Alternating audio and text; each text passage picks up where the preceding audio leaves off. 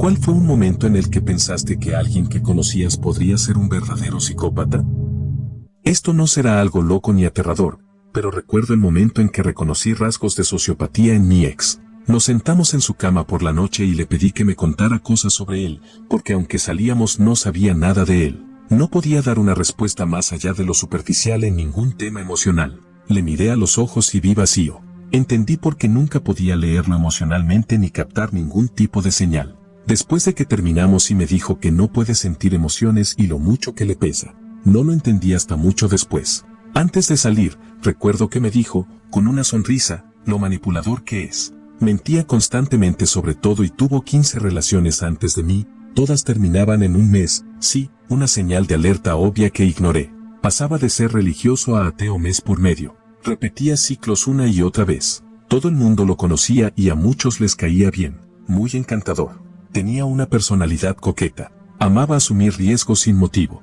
Siempre se metía en problemas. Estoy bastante segura de que mi exmadrastra era una psicópata. Conocía a esa mujer desde antes de poder recordarlo. Era muy amiga de mi mamá y mi papá desde la secundaria, así que ya la conocía de antes. Lamentablemente mi madre era alcohólica y adicta a las pastillas, lo que derivó en un descuido muy grave durante varios años cuando yo era muy pequeña. Esa historia queda para otro día. Después de faltar a la mayor parte de mi tercer grado, Protección Infantil intervino y mi papá obtuvo mi custodia. Él estaba saliendo con mi madrastra en ese momento y al principio todo fue bastante normal. Era como una hermana mayor, una amiga. No pasó mucho tiempo antes de que notara que las cosas empezaban a cambiar. Un día, cuando tenía unos 9 años, estaba sentada en el suelo de la sala jugando con la espalda apoyada en el sofá. Mi madrastra cruzó la sala para ir por el pasillo y, al hacerlo, pareció golpearse con el marco de la puerta con el hombro. En cuanto hizo eso se dio vuelta y empezó a gritarme, acusándome de haberla empujado. Me quedé mirándola atónita porque no me había movido de mi lugar en el piso. Siguió gritando y acusándome mientras yo intentaba racionalizarlo en mi cabeza. Tal vez me levanté y no lo recuerdo. ¿Pero por qué la empujaría? En ese momento no sentía nada negativo hacia ella, así que no tenía sentido.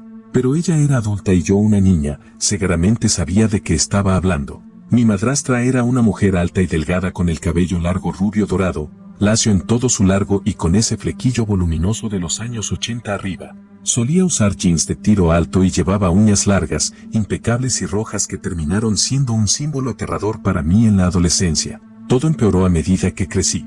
Hablaba con mi mamá por teléfono o por carta de vez en cuando los primeros años, pero cada vez que lo hacía mi madrastra se volvía más hostil conmigo, diciendo que el contacto con mi madre me hacía portarme mal. Siempre fui introvertida. Me encantaba leer y la escuela. Era un poco nerd y odiaba meterme en problemas, así que esa acusación no me cuadraba ni siquiera entonces, pero ¿qué podía hacer?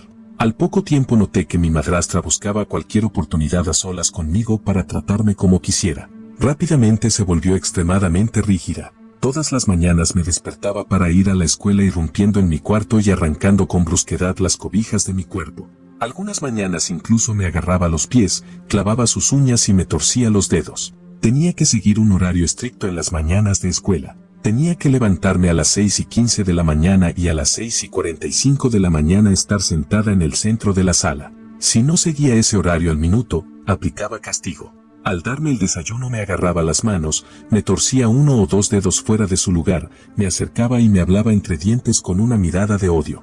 A veces daba un paso encima de mis pies y me aplastaba los talones contra la piel desnuda, retorciendo y clavando el odio en mí. En algunas ocasiones incluso rompió mis peines de madera contra mi cara, dejando moretones enormes.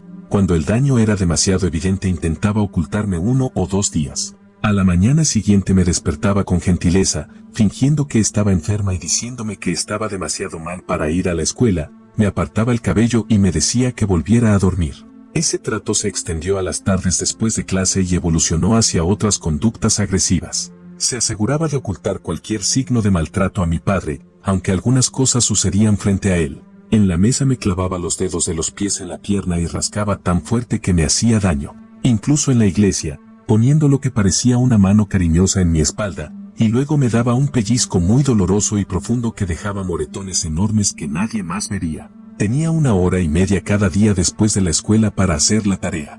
Después debía ir a la sala de juegos donde tenía que entretener a su hija, que tenía entre 5 y 7 años cuando las cosas se pusieron realmente mal. Se esperaba que jugara lo que ella quería, cuando quería y que cumpliera cualquier pedido. No se decía, pero se entendía y luego lo aprendí por las malas. Un día de verano, mientras almorzaba con su hija en la sala de juegos, me pidió que le abriera el postre. Tenía una bandeja de cuisine a la que apenas le había dado 2 bocados. Mi madrastra solía dejar el plástico en el postre como sistema para animarla a comer primero su comida. Por supuesto, cuando me pidió que lo abriera le pregunté si había terminado de comer, señalando de forma pasiva que apenas lo había tocado.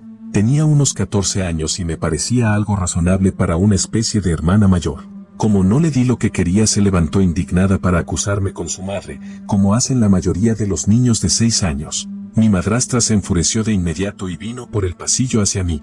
Creo que ni siquiera salí del campo de visión de su hija cuando me agarró del cabello y empezó a arrastrarme. Intenté seguirle el paso, pero perdí el equilibrio y caí al suelo mientras ella seguía arrastrándome por el pasillo tirándome del pelo. Cuando llegamos a mi habitación perdió el control, me colocó de pie frente a la cama, tomó un cinturón del cajón y me castigó con él, y cada vez que intentaba protestar la situación se agravaba. El abuso no se limitó a lo físico, también parecía disfrutar haciéndome bullying.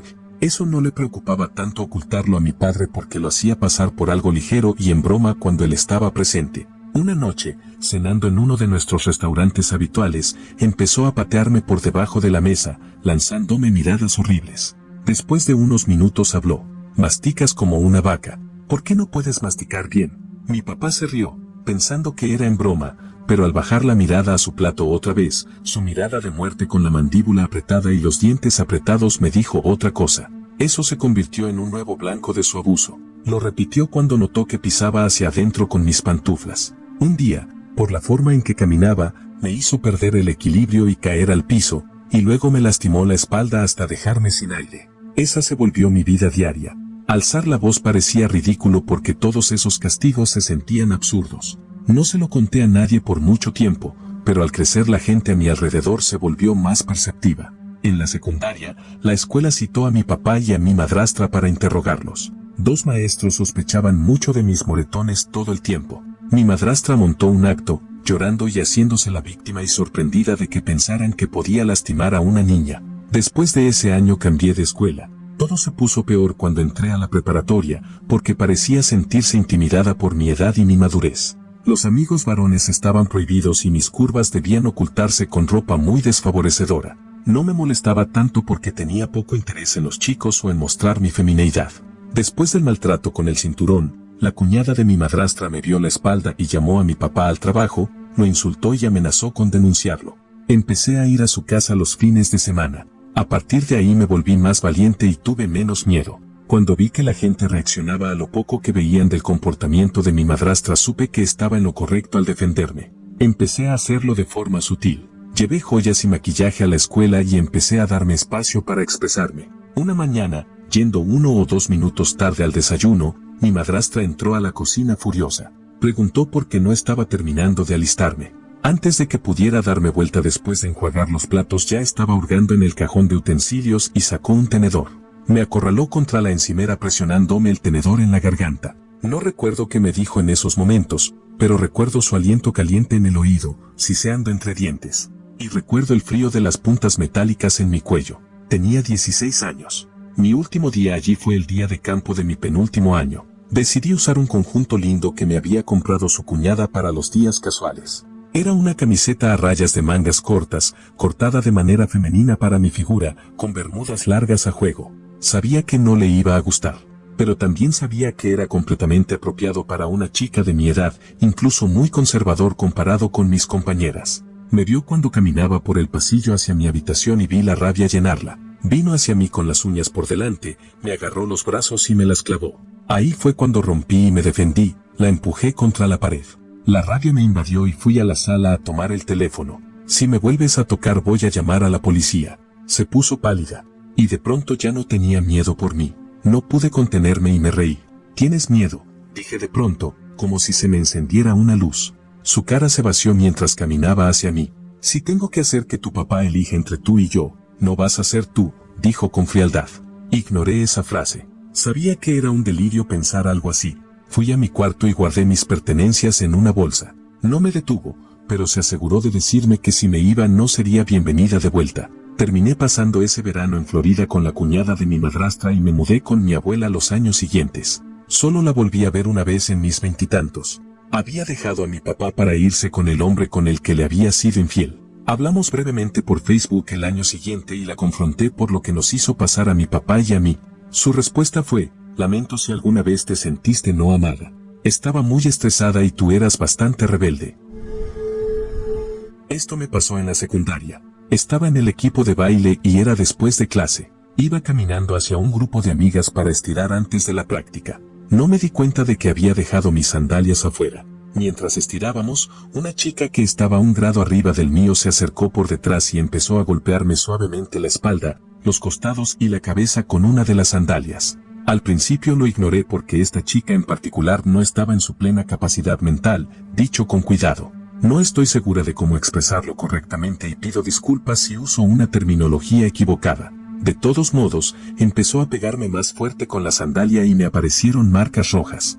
Ya le había pedido que se detuviera y levanté la voz para que parara, mientras mis amigas intentaban que dejara de hacerlo y otra chica, una alumna mayor del equipo de baile de la escuela secundaria, corrió a buscar a la entrenadora o profesora. Por fin la profesora apareció de la nada y logró que la chica dejara de golpearme. La chica me llamó perdedora y salió corriendo. Los docentes que estaban presentes levantaron mi camiseta del equipo de baile y vieron las grandes marcas rojas por toda la espalda, el cuello y partes de la cara. Las cosas finalmente volvieron a la normalidad y mis amigas y yo seguimos estirando. Después de 15 minutos, la chica nos dio la vuelta y literalmente me atacó por detrás, me agarró de la camiseta, me tiró al suelo del gimnasio y me golpeó la espalda con la mano abierta, dejando aún más marcas. Finalmente la expulsaron del equipo por atacar a una menor. Ella tenía 16 años o algo cercano a esa edad. Meses después, durante el horario escolar en el almuerzo, estaba con mi grupo de amigas cuando se acercaron otros chicos para decirme que la chica, la llamaré JJ, estaba tratando de encontrarme y apuñalarme con un lápiz roto con la punta de grafito saliendo. Dos amigas fueron a buscar al director mientras yo y el resto del grupo fuimos con los docentes que nos estaban supervisando. Les conté lo que estaba pasando y no me creyeron hasta que JJ apareció con el lápiz en la mano. Incluso les dijo a los docentes que quería apuñalarme. Los docentes nos enviaron a mis amigas y a mí a hablar con el director. Por suerte, el director sabía lo que JJ había hecho antes y llamó a la mamá de JJ y a mi mamá. La mamá llegó primero y empezó a gritarme y a insultarme, llamándome mentirosa, dama de la noche y otras groserías que un niño no debería escuchar. El director la echó de la oficina y esperó hasta que mi mamá llegó a la escuela y le explicó lo ocurrido. ¿Estoy equivocada por seguir aterrada por esos recuerdos? Esto les pasó a mi mamá y a mí en una lavandería hace unos años. Estábamos sentadas viendo televisión en la lavandería del barrio mientras esperábamos que terminara el lavado. En un momento se nos acercó una mujer y empezó a hablar de cosas cotidianas como su trabajo. Al principio parecía una persona bastante normal, pero todo se volvió muy raro muy rápido. Decidí ir al baño en medio de la conversación, dejando a mi mamá charlando con la señora. Cuando salí y volví, vi a mi mamá sola, pálida como un fantasma. Le pregunté qué había pasado y dónde se había ido la mujer. Tras una pausa larga e incómoda me dijo que, poco después de que me fui, la mujer comentó que solía ir a barrios de bajos ingresos, llevarse mascotas que encontraba sueltas y que en su casa las trataba de forma tan cruel que muchas no sobrevivían. Se me revolvió el estómago. Mi mamá dijo que, para ser alguien que al principio parecía tan encantadora y amable, no mostró ningún remordimiento ni vergüenza por lo que hacía. Era el típico chico gótico rebelde en la secundaria, abrigo largo negro, problemas en casa, tenía kill tatuado en el interior del labio y le gustaba mostrarlo para causar impacto. Le encantaba romper reglas y decir cosas inquietantes para provocar a la gente. No lo conocía muy bien, era un par de años mayor que yo, pero por las pocas interacciones que tuvimos siempre supuse que solo era un chico con problemas que buscaba llamar la atención. Varios años después desvivió a su esposa. Por lo que escuché, su versión fue que actuó en defensa propia y que ella lo atacaba, pero quién sabe. También oí rumores de que la encontraron en una posición que sugería que intentaba alejarse cuando él usó un arma. En cualquier caso fue una situación horrible y trágica para todos. Su bebé también estaba en la casa cuando ocurrió. Pienso mucho en él. Tuve una reunión de padres con la mamá y el papá de una alumna. Fue hace unos 15 años, pero se me quedó grabado. La niña tenía algunos problemas menores con matemáticas en tercer grado y el padre insistía en que era profesor de física en una universidad de la Ivy League cercana. Cuando le dije que su hija tenía dificultades con el algoritmo estándar estadounidense, se molestó y me dijo que no entendía qué significaba la palabra algoritmo. ¿Y es profesor de física? Cuando empecé a explicarlo, su rostro quedó completamente plano y sin expresión. Su esposa notó de inmediato la mirada en su cara, él me miraba fijamente sin parpadear ni decir nada, y ella se puso pálida, empezó a tirar de su brazo e intentó llamar su atención. Supongo que para que dejara de enfocarse en mí. Cuando lo describí más tarde lo llamé cara de asesino en serie. Finalmente ella logró sacarlo del salón y dar por terminada la reunión. Fui de inmediato con el director y dije que me negaba a tener otra reunión a solas con esas personas. Definitivamente sentí que si me hubiera quedado sola con ese hombre habría intentado agredirme físicamente. La reacción de su esposa fue muy reveladora. Desde entonces solo traté con ella. Fui a la universidad con un tipo del que estoy seguro que es un psicópata. Era bastante agradable, pero no le importabas en lo más mínimo. De hecho era muy encantador y el mejor mujeriego que he visto. Pero una vez que se acostaba con ellas, se acababa todo. Literalmente dejaban de existir para él. Lo vi romper relaciones de 2 años de otras personas y luego dejar a la chica a la mañana siguiente. Sospechaba que era un psicópata, pero cursamos una materia de psicología juntos y me lo confirmó. Me dijo directamente que lo habían diagnosticado en la adolescencia. No lo llamaría una mala persona, pero no me veía a mí ni a nadie más como seres humanos, solo como cosas con las que disfrutaba interactuar. Jugué calabozos y dragones y juegos de mesa con él durante años. Todavía lo tengo en Facebook, pero no lo veo desde hace como una década. En mis días de universidad vivía con un chico cuya novia solía venir a nuestro apartamento y pasar el rato con bastante frecuencia. Siempre era amable y una excelente pastelera que a menudo traía tortas a casa, así que siempre era bienvenida y nos volvimos un grupo de amigos bastante cercano. Hacia el final de nuestro último semestre, él llegó un día y nos dijo que necesitaba hablar de algo, y enseguida contó que ella le había confesado que, en un ataque de ira por reprobar una materia, había desvivido al gato de su compañera de cuarto y luego había enterrado el cuerpo a toda prisa en un campo cercano. Le dijimos que la denunciara y terminara la relación de inmediato, pero se negó porque creía que solo necesitaba a alguien que la apoyara. Hasta el día de hoy no puedo creer que alguien tan agradable como ella pudiera haber hecho algo tan horrible. Uno de mis mejores amigos es un psicópata no violento con diagnóstico confirmado. Somos amigos cercanos desde la secundaria, hace unos 8 años. También es ruso, por si eso hace alguna diferencia. Es un tipo atractivo, de modelo. Recuerdo que cuando se transfirió a mi escuela en segundo año pensé que era el tipo más genial del mundo, y todos también. No solo los alumnos, los profesores lo adoraban. Era la persona más fluida y segura que he conocido. Además es la persona más fascinante con la que he pasado el rato. Nunca vi a alguien preocuparse menos por la opinión ajena o por su propio bienestar. Lo vi completamente borracho hablando con la policía siendo menor, lo vi hacer varios mortales desde acantilados de 18 metros, lo vi manejar motos a más de 240 kilómetros por hora. Trabaja en ventas y le va extremadamente bien.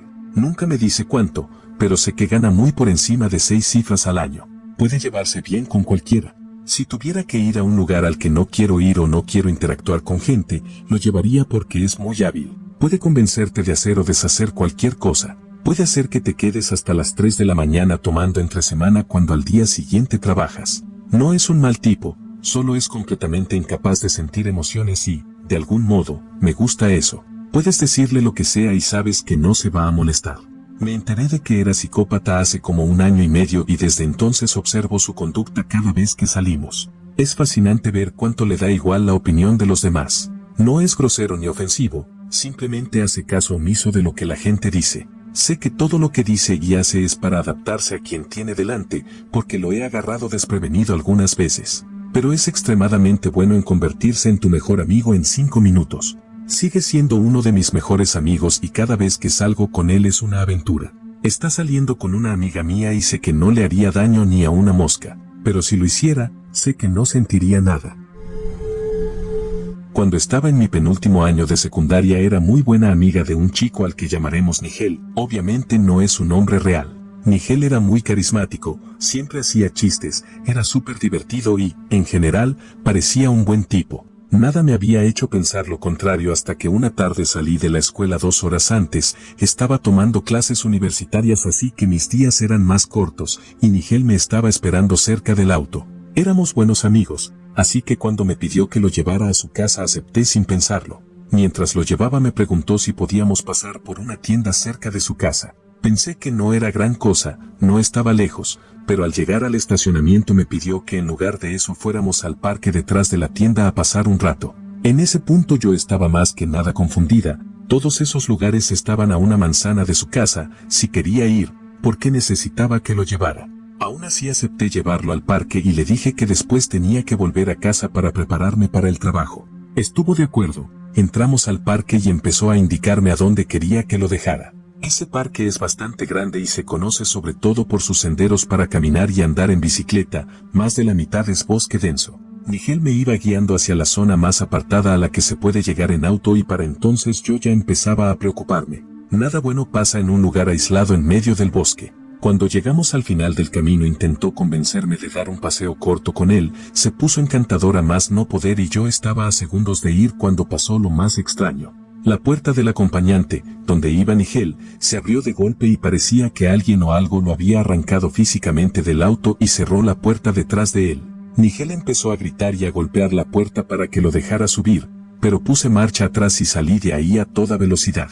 No tenía idea para qué me quería en el bosque, pero sabía que no era nada bueno. 2 años después me había mudado para ir a la universidad y Nigel trabajaba en una estación de servicio local. Un día entró una chica muy popular y bonita y, cuando fue al baño, Nigel cerró las puertas, apagó el letrero de abierto y esperó a que saliera, momento en el que le quitó la vida. Lo atraparon en menos de 1 hora mientras conducía el auto de ella, con ella en el baúl, buscando un lugar para esconder el cuerpo. Tras el crimen de esta chica me llamó la policía local para preguntarme por Nigel y mi relación con él, cosas bastante estándar, hasta que me informaron que Nigel tenía un cuaderno lleno de nombres de chicas, con las formas en que pensaba atacarlas y donde dejaría los cuerpos. Al parecer mi nombre estaba incluido. Había planeado atraerme a los senderos 2 años antes y quitarme la vida, dejándome en una zona de arbolado muy denso.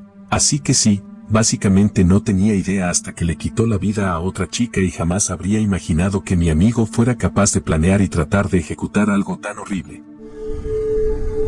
Cuando tenía 8 años dejé que mi prima mayor, que en ese momento tendría 11 o 12, sostuviera a mi hámster. Estaba siendo muy brusca con él, así que le dije que lo devolviera a su jaula. Se enojó mucho y se quedó mirándome unos 2 minutos antes de darse la vuelta y lanzar a mi hámster contra la pared. Mi pobre hámster murió al instante y yo estaba llorando porque acababan de matar a mi mascota. Supe después de que lo arrojó que algo estaba muy mal con ella y mi mamá hizo que mi tía viniera a buscarla y desde entonces no se le permitió estar cerca de animales.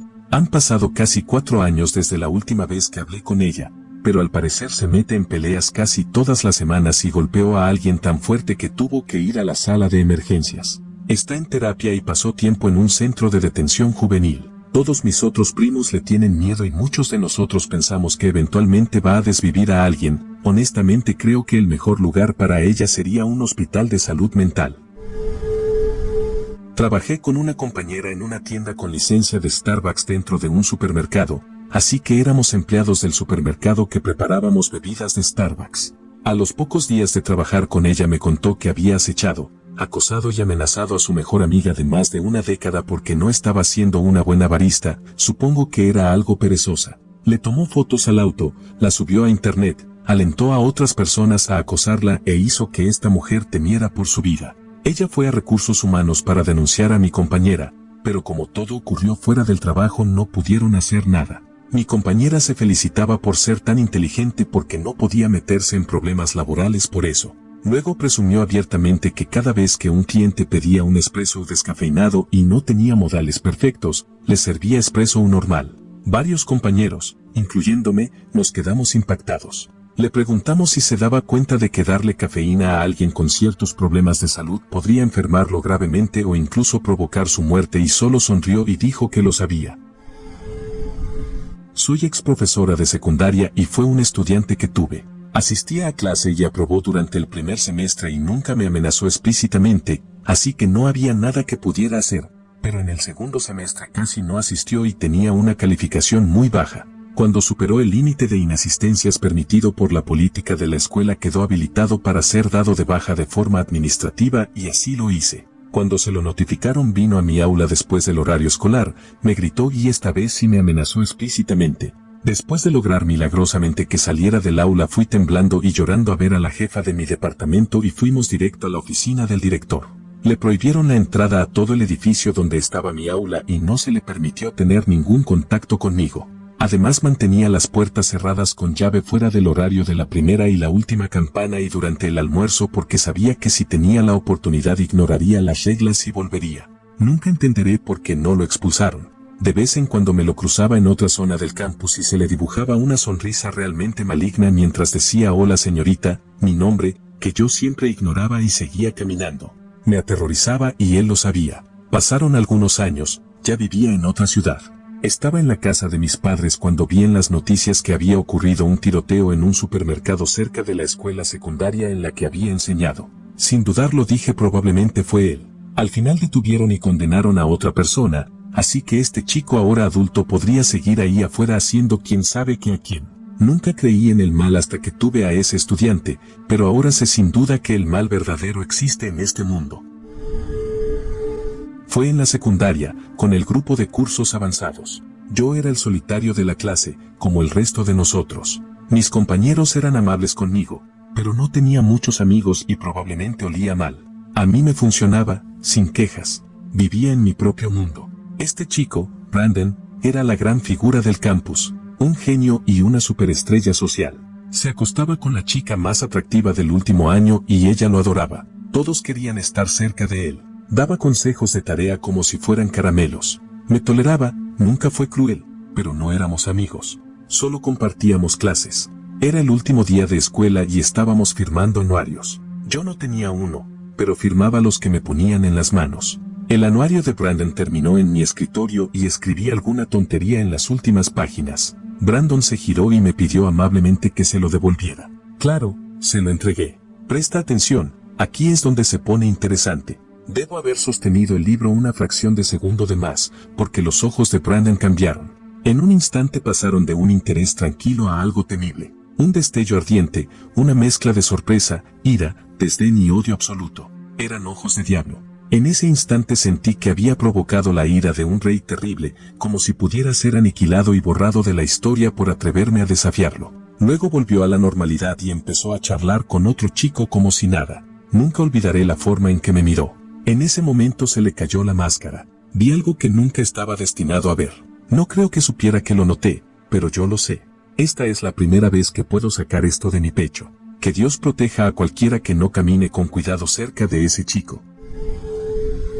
Durante la universidad salí con un hombre mucho mayor que estaba empeñado en que me mudara a su ciudad natal y fuera su ama de casa cuando me graduara. Hacia mi último año me di cuenta de que eso no era lo que quería e intenté terminar la relación varias veces. Con el tiempo es claro que tenía rasgos de psicópata, porque cuando rechacé su primer intento de salir conmigo siguió apareciendo donde yo estaba. Era encantador y dulce con mis padres. Me maltrataba emocionalmente y me decía que nunca conseguiría trabajo al graduarme, entre otras cosas. La gota que colmó el vaso fue cuando se enfureció porque llevaba un vestido con largo a mitad del muslo durante unas vacaciones en Singapur. Guardó mi pasaporte bajo llave y me atacó brutalmente con su maletín.